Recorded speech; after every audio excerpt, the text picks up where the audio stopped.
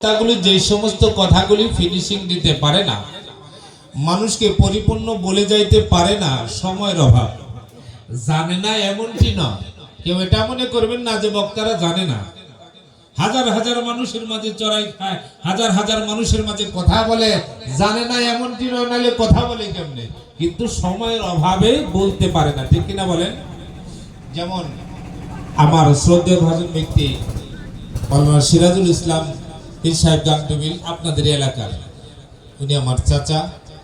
আমরা দুই চাচা ভাতিজা অনেক স্টেজ করে থাকি, মাহফিল করে থাকি। কখনো উনি প্রধান বক্তা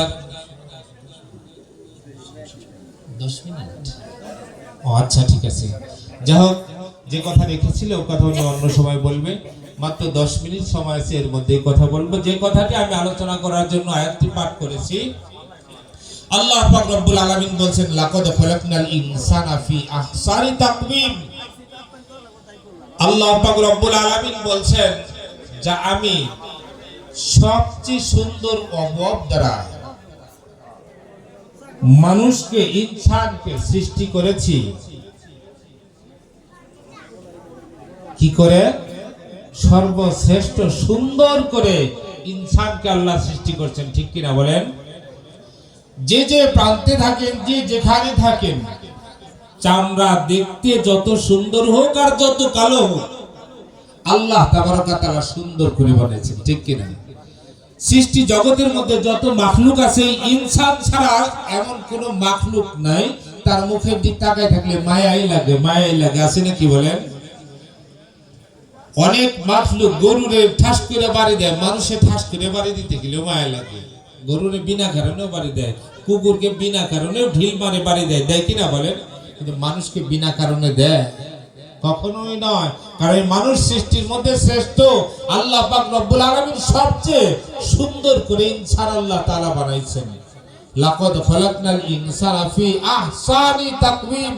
আল্লাহ বলছে আমি আহসান সুরত দিয়ে তোমাদেরকে বানিয়েছি।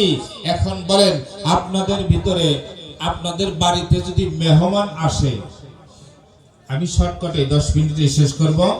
মেহমান আসলে পরে মেহমানের সামনে আপনারা খাবার তুলে দেন। দামি খাবার হলো বিরিয়ানি। কি দামি খাবার? বিরিয়ানি। সবচেয়ে দামি খাবার মনে করি না আমরা? এই বিরিয়ানিটা যখন পাক করে দেন, খুব সুস্বাদু খাবার, খাইতে মজা লাগে, সবাই আনন্দের সাথে খায়। কিন্তু আনন্দের সাথে খাবার পরে যখন বিরিয়ানি আপনি রেখে দেন, পরের দিন যখন বিরিয়ানিটা নষ্ট হয়ে যায়, গন্ধ ছুটে যায়, তখন কেউ খায়? বিয়ে আসলে তার সামনে দিলে খাবে? কেউ খাবে না, বাড়ির রাখালেও খাবে না। এবং কি শুধু রাখাল নয়, সৃষ্টির মধ্যে আমরা যাকে নিকৃষ্ট বলি কুকুর, সেই কুকুরও সেটা খাবে না। এটা আমি বাস্তব পরীক্ষা করে দেখছি। 17 বছর ইমামতি করেছি, আমার লজিং বাড়িতে খাবার দিছে বিরিয়ানি, খাইতে পারি নাই। পরের বাড়ি খাওয়াই না, মোল্লা তো বুঝেন নাই, আর এক বাড়িতে টাইনে নিয়ে খাওয়াইছে, খাবার পাইলে তার উস থাকে না, মানা করি না, ওখানেও খাইছি, বাটির গুলি বাটিতেই রয়ে গেছে। পরের দিনে ঘাইমা গরমটা দিছে বাটির মধ্যে, ঘাইমাটা গন্ধ ছুটে গেছে, পয়সা গেছে। একটা কুকুরের সামনে দিছি, কুকুরেও খায় না। বাবা যে, তাহলে একটা কুকুরেও যদি একটা এমন সুস্বাদু খাবার বিরিয়ানি একটু নষ্ট হওয়ার কারণে কুকুর এই বিরিয়ানিটা খাচ্ছে না, খাবে না, গন্ধযুক্ত খাবার খাবে না। আল্লাহ পাক রব্বুল আলামিন ডাক দিয়ে বললে, বান্দা রে, একটা কুকুর যদি নষ্ট গন্ধযুক্ত বিরিয়ানির দামি খাবারটা খেলো না,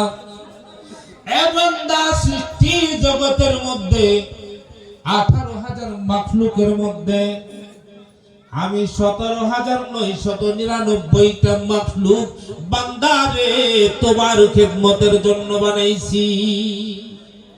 এ বান্দা, 17,999 মাখলুকের উপরে আমি তোমাকে স্থান দিয়েছি। বান্দারে,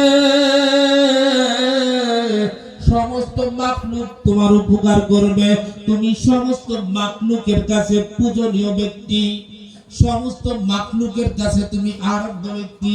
বান্দারে, এত মাখলুকের কাছে তুমি দামি হওয়া সত্ত্বেও বান্দা তোমার আমল আখলাক, আমল মানে আমরা আরবি ভাষায় বয়ান করে যাই, অনেক সময় অনেক বক্তায় খালি আমল, ইমান আর আমল ঠিক করেন। ইমান আর আমল